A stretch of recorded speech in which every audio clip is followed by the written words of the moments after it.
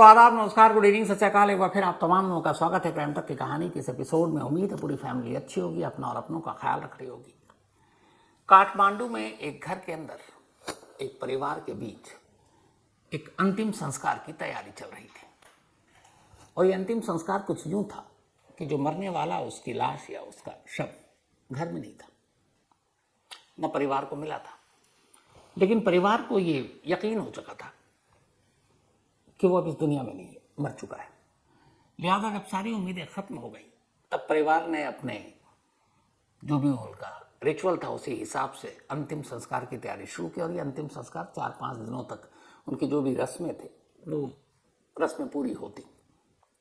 दूसरा दिन था, अंतिम संस्कार की रस्मों को शुरू हुए।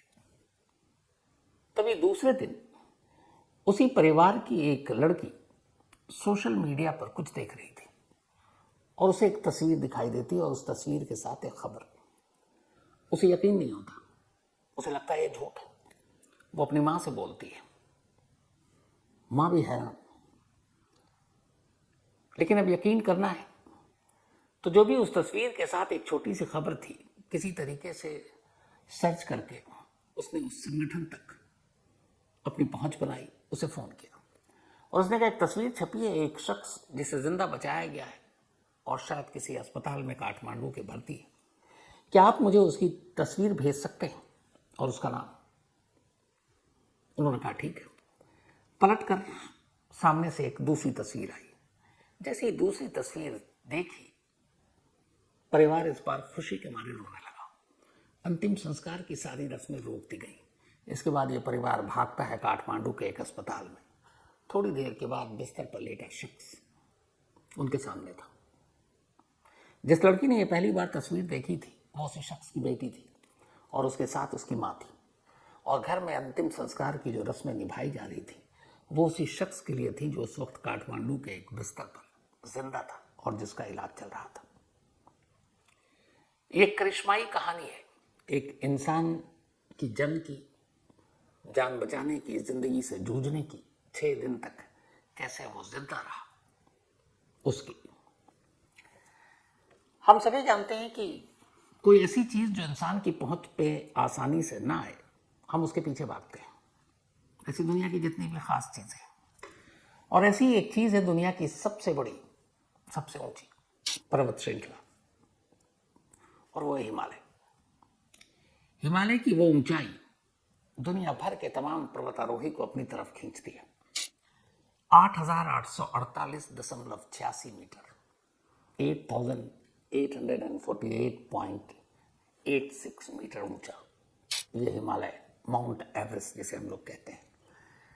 आसान शब्दों में कहें तो शायद थोड़ा आगे पीछे हो सकता है, लेकिन जो दुबई में बुर्ज खलीफा है, अगर उस बुर्ज खलीफा को आप 20 बार बना लें एक के ऊपर एक, अब उसकी ऊंचाई को देखें तो वह माउंट एवरेस्ट, जिसकी ऊंचाई पर जाकर जीत का झंडा गाड़ने की दुनिया भर के तमाम पर्वतारोही कोशिश करते हैं। 29 मई 1953 सुबह के 11:30 बजे, यही वो वक्त था जब एक इतिहास लिखा गया था, जब इंसान ने दुनिया की सबसे चोटी पर फतेह हासिल की थी। माउंट एवरेस्ट पर किसी इंसान के कदम पड़े थे और वो 2 शख्स थे। एक एडमंड हिलेरी जो न्यूजीलैंड में एक मधुमक्खी पालक के तौर पर जाने जाते थे, और दूसरी दार्जिलिंग के रहने वाले भारत के शेरपा पर्वतारोही तेंजिंग नोर्गे। शेरपा उन लोगों को कहा जाता है जो माउंट एवरेस्ट पर जाने वाले जो लोग होते हैं उन्हें मंजिल तक पहुंचाएं, उनका सामान ढोएं, उनको लेकर चले, उन्हें रास्ता बताएं और बाहिफाजत उन्हें वापस ले आए। इसीलिए इन्हें शेरपा का नाम दिया गया। तो 29 मई 1953 को जब एडमंड हिलेरी और तेंजिंग इन दोनों ने एवरेस्ट को फतह किया, उसके बाद से एक होड़ सी लग गई और आज तक ये होड़ कायम है। इसके बाद लगा नहीं कितने ही लोगों ने कोशिश की, कितने ही लोग कामयाब रहे। अब हर साल ये है कि नेपाल की सरकार माउंट एवरेस्ट तक जाने के लिए रजिस्ट्रेशन करती है, बहुत सारे उसके नियम, कड़े कायदे कानून है, और उसके बाद कुछ लोगों को ही परमिट दिया जाता है कि आप जा सकते हैं। अभी अगर 2026 की बात करें तो इस साल करीब 1000 लोगों को 1000 लोगों को माउंट एवरेस्ट पर जाने की इजाज़त दी थी नेपाली सरकार ने। 1000 लोगों ने कोशिश की और इनमें से करीब 600 के आसपास माउंट एवरेस्ट तक पहुंच भी गए, बाकी आधे रास्ते से लौट आए। तो ऐसे लोगों में एक पोलैंड के नागरिक थे, पर्वतारोही। उन्हें भी जाना था इसी माउंट एवरेस्ट को फतह करने के लिए।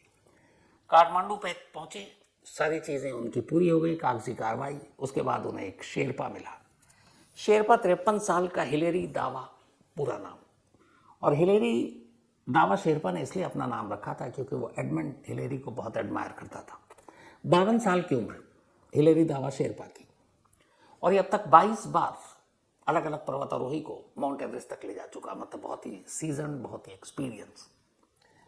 25 मई को पॉलिश सिटीजन और हिलेरी देवा, ये दावा दोनों निकलते हैं काठमांडू से और पहुंचते हैं बेस कैंप पर।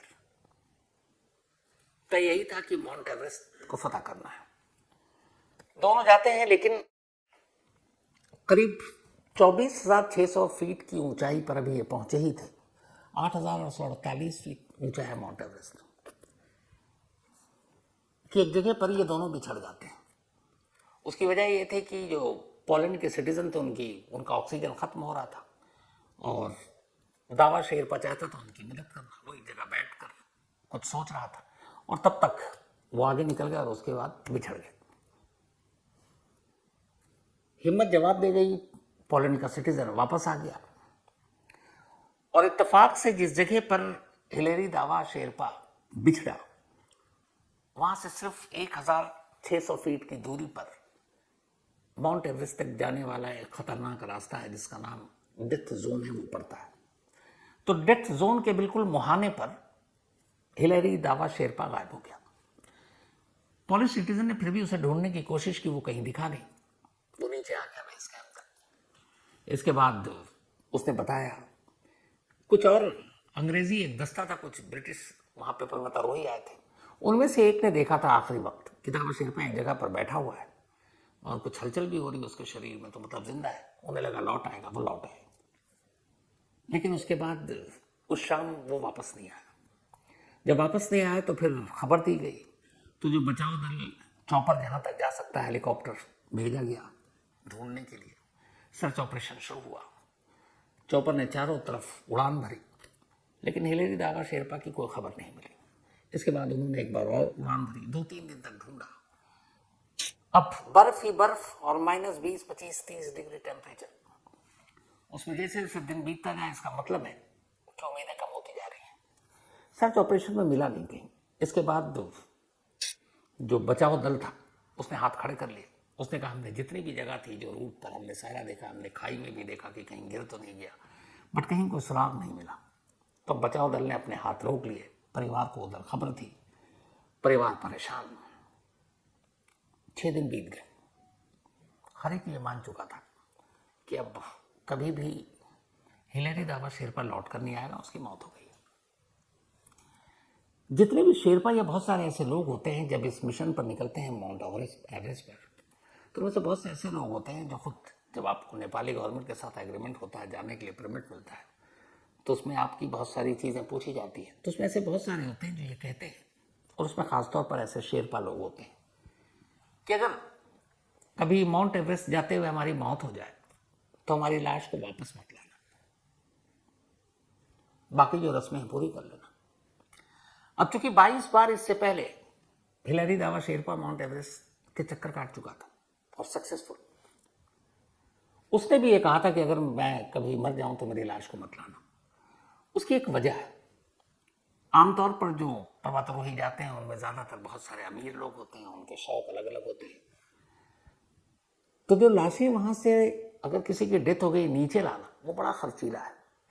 मतलब एक बॉडी को अगर आप लाने के लिए बाकी शेरपा या किसी को भेजते हैं, तो आप मान कर चलिए कि करीब 25-30 हज़ार डॉलर से लेके 2 लाख डॉलर तक का खर्च है। मतलब करोड़ रुपए से भी ज्यादा।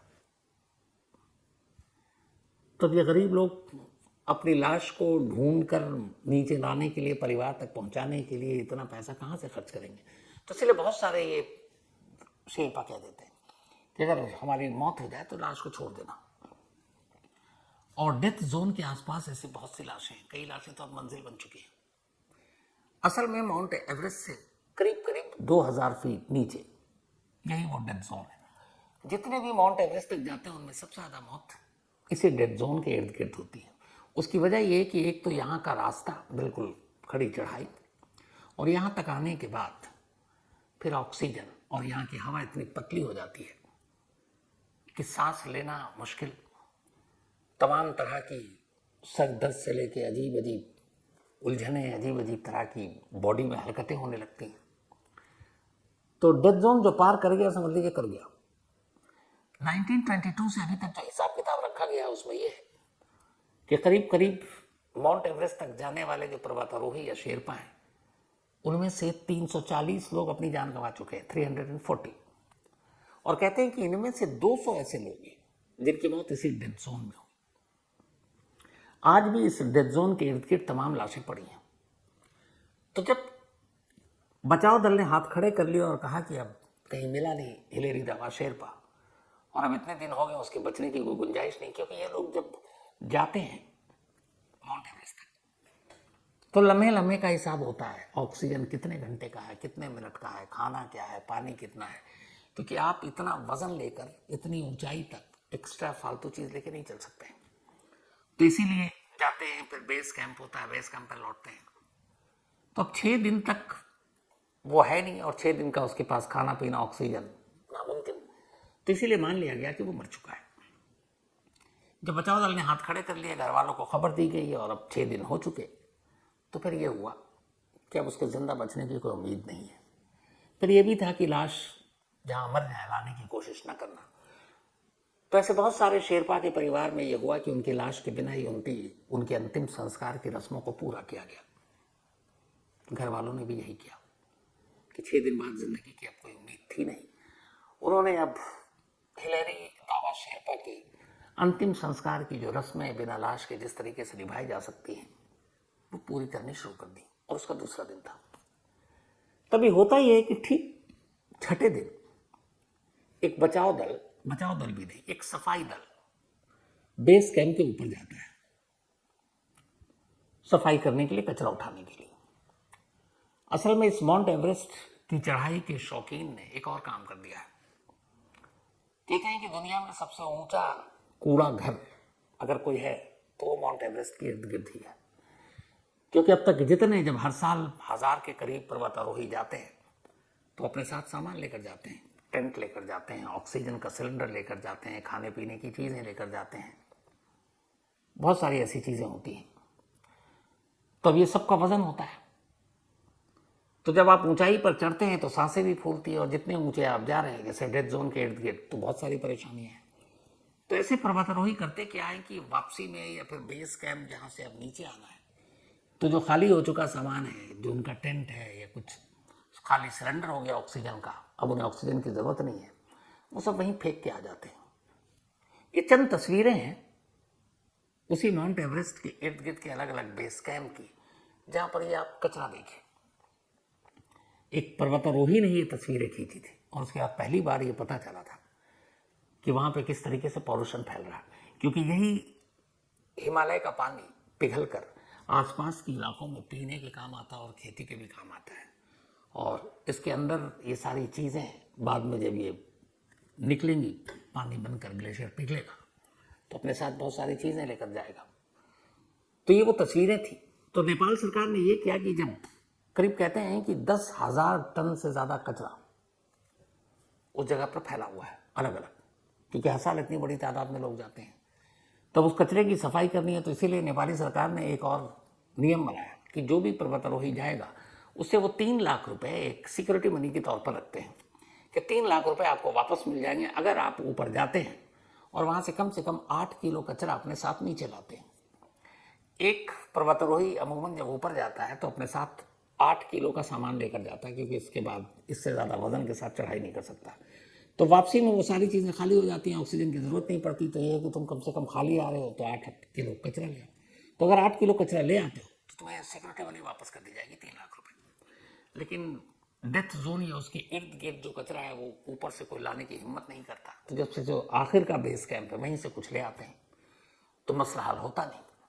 तो इसीलिए सरकारी एजेंसियां वहाँ की अब इस काम पे लगाई गई हैं कि कचरा साफ किया जाए। तो सरकारी एजेंसियां वहाँ पे काम करती हैं कचरा उठाने की। तो ऐसे ही एक कचरा उठाने वाले पूरी एक टीम उस जगह पर पहुंची हुई थी। अचानक उनकी नजर पड़ी कि दूर एक बर्फ से एक शख्स रेंगता हुआ शायद दिखाई दे रहा है नीचे की तरफ, बहुत धीरे धीरे। उन्होंने ध्यान से देखा, फिर दूरबीन से देखा, उन्हें लगा कोई इंसान है। और जिस तरीके से खिसक रहा था या रेंग रहा था, उससे अंदाजा हो गया कि ये जिंदा है। मतलब हैरान थे वो लोग। इसके बाद कुछ वक्त के बाद वहां पर वो टीम पहुंचती है। जब पहुंचती है तो पूछती है आप कौन हो? वो बताता है मेरा नाम हिलेरी दावा शेरपा। अब तक उसकी गुमशुदगी की खबर फैल चुकी थी। वो सब हैरान थे। ठंड की वजह से, बर्फ की वजह से, भूख प्यास की वजह से उसके हाथ पैर ज्यादातर बेकार हो चुके थे। कई जगह से हड्डियां टूट चुकी थी, लेकिन सांसें चल रही थी और होश में था। उसे फौरन नीचे लाया गया, फिर एक चॉपर में उसे बिठाया गया और उसको काठमांडू ले जाया गया और फिर अस्पताल में उसका इलाज शुरू हुआ। शुरुआती इलाज तो वहीं बेस कैंप में हुआ था और करिश्माई अंदाज में हिलेरी जिंदा था। जब वो थोड़ा ठीक हुआ, इसके बाद परिवार गया जो उसका अंतिम संस्कार करने की तैयारी कर रहे थे, दूसरा दिन था। तब उससे पूछा गया कि तुम जिंदा कैसे बच गए और बिछड़े कैसे? तब उसने कहा कि जब हम डेथ जोन से थोड़ा पहले थे तो अचानक जो मेरे साथ जिसको लेकर आए थे, पोलैंड का वो पर्वतारोही, ऑक्सीजन सिलेंडर में कुछ गड़बड़ था। मैंने कहा ठीक, मैं इसको कुछ करता हूं। और इसी बीच में फिर वो ठीक करके उसे दिया और मैं अपना चेक करने लगा और इस दौरान में वो मुझे दिखाई नहीं दिया। फिर एक तूफान आया बर्फीला, तो मैं कुछ देर बैठ गया, फिर खड़ा हुआ, तूफान गया तो देखा वो कहीं है नहीं। तो मैं ऊपर की तरफ चला गया और वो नीचे की तरफ जा रहा था। फिर ऊपर की तरफ गया तो इसी दौरान में एक तूफान आया और मैं एक उसी बर्फीले पहाड़ में फिसल कर एक बहुत बड़े गड्ढे में जा गिरा। मुझे कुछ दिखाई नहीं दे रहा था। मुझे लगा कि अब यही जगह जो है, यही मेरी खबर बन जाएगी। 2.5 दिन वहां गुजारे। कुछ जेब में चॉकलेट थी, वो तो खाया, लेकिन अब प्यास भी लग रही है, भूख भी लग रही है। तो बर्फ जो है वो मजबूरी में खा रहा हूं ताकि कम से कम कुछ लगे। तो बर्फ खा रहा हूं, कुछ बर्फ जो तूफान की वजह से पिघल रहा है उसका पानी पी रहा। फिर 2.5 दिन बाद अचानक एक और तूफान आया और उस तूफान की वजह से उस गड्ढे में बहुत सारे बर्फ आकर गिरे, मुलायम मुलायम। फिर इससे मेरी को ऊंचाई मिली और मैं उस गड्ढे से बाहर आया। बाहर आने के बाद अब मेरे अंदर इतनी हिम्मत नहीं थी कि मैं खड़ा होकर चल सकूं। तो मैं बस रेंगना शुरू किया। भूख लगती, बर्फ खाता। बर्फ खाने की वजह से दांत, मुंह उसके सब दर्द करने लगे। कई ऐसी जगह मिली जहां पे मुलायम बर्फ था नहीं, बर्फ जमा हुआ, उसे दांत से तोड़कर खाने में मुश्किल आ रही थी। जो चॉकलेट एक बजा था उसने बस पहले 1-2 दिन साथ दिया, उसके बाद खत्म। उसे लगा कि अब वो इस दुनिया में बस यही है, अब बचेगा नहीं। बोला पर मैं रेंगता रहा, मैंने हिम्मत नहीं हारा। बोला मैं नीचे की तरफ तब तक जाऊंगा शायद कोई इंसान दिख जाए। वो उस रूट से भी अलग था जिस रूट से अमूमन पर्वतारोही माउंट एवरेस्ट की तरफ बढ़ते थे या चलते थे। अगर वो उसके इर्द गिर्द होता तो दिख जाता, लेकिन वो अलग था। तो उसी तरह रेंगता रहा। उसे यही पता नहीं कितने दिन बीते, कितने घंटे बीते, और फिर छठे दिन उसे पहली बार कुछ इंसान दूर दिखाई दिए और इत्तेफाक से उसका नसीब अच्छा था कि उन्होंने उसे भी देख लिया और फिर उस तक आए और इस तरीके से उसकी जान बच गई। 6 दिन भूखा प्यासा बर्फ खाकर हिलेरी दावा शेरपा, जिसके घर पर उसका अंतिम संस्कार हो रहा है, और वो जिंदा लौटा। तो माउंट एवरेस्ट है, इसको लेकर अब दिक्कत एक ये भी आ रही है कि हर साल लोगों की भीड़ बढ़ती जा रही है, जैसे कचरे मिल रहा है। एक और भी चीज ये हो रही है कि अब एक साथ टीमें जो जाती हैं तो उसकी वजह से अब चढ़ाई में कतारें लगने लगी हैं, क्योंकि रूट एक है, आसपास खाई है। खतरनाक इतना है कि अगर आपके एक कदम डगमगाए तो आप गहरी खाई में गिरेंगे, उसके बाद कभी मिलेंगे भी नहीं। और उसी पर आपको वेट भी करना है क्योंकि आगे भीड़ है और एक ही लाइन में चलनी है। ऐसी कुछ कई तस्वीरें हैं। तो उसकी वजह से भी मुश्किल आ रही है, कचरे की वजह से भी मुश्किल आ रही है। और 200 के करीब जो लाशें हैं डेड जोन के इर्द गिर्द, उनकी तो कहानी अब ये हो गई है कि वो माइलस्टोन बन गए, उससे पता चलता है। और वो जितनी भी लाशें हैं, अगर कोई पहचान में आ गया, दूसरे शेरपा ने पहचान लिया, तो उस नाम से वो माइलस्टोन बना दिया। लेकिन फिर भी इस ऊंचाई पर फतेह पाने की तमन्ना लिए आज भी दुनिया भर के सैकड़ों लोग यहां पहुंचते हैं। अप्रैल से लेके मई आखिरी या जून मिड तक कहते हैं कि सबसे अच्छा मौसम होता है माउंट एवरेस्ट पर पहुंचने का या जाने का, क्योंकि उसके बाद फिर बारिश, बर्फीला तूफान। इस कहानी को जब सुना रहा था तो मेरे जहन में ख्याल आया था कि आखिर इतनी मेहनत, इतनी मशक्कत क्यों करते हैं लोग माउंट एवरेस्ट पर जाकर, जबकि हम तरक्की कर चुके हैं। चॉपर या किसी और चीज़ से भी जा सकते हैं। तो पता चला कि एक बार हाँ, चॉपर से एक शख्स गया था, लेकिन जान जोखिम में डालकर। असल में माउंट एवरेस्ट और डेथ जोन के बाद की जो ऊंचाई है, वहां पर ऑक्सीजन की सख्त कमी के साथ साथ हवा इतनी पतली होती है कि बैलेंस नहीं होता। तो इसलिए वहां पे उड़ना चॉपर का अपने आप में जोखिम है। कई बार जैसे हम लोग फ्लाई करते हैं, वेदर खराब होता है, प्लेन कैसे हिलने लगता है, तो यही हाल होता है। यही वजह है कि लोग या चॉपर माउंट एवरेस्ट के करीब मतलब ले जाने का मतलब है जान जोखिम में डालना।